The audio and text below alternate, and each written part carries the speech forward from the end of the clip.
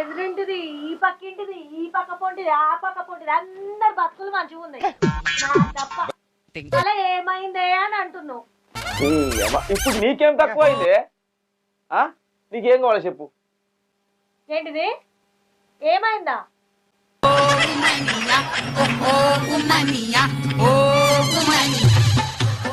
ఏమైంది? ఏమైంది? ఏం కాలే. ఏమైందో చెప్పు. ఇగో నేను నిన్నొకటి అడగాలి, మరి నువ్వేమనొచ్చు, సరేనా?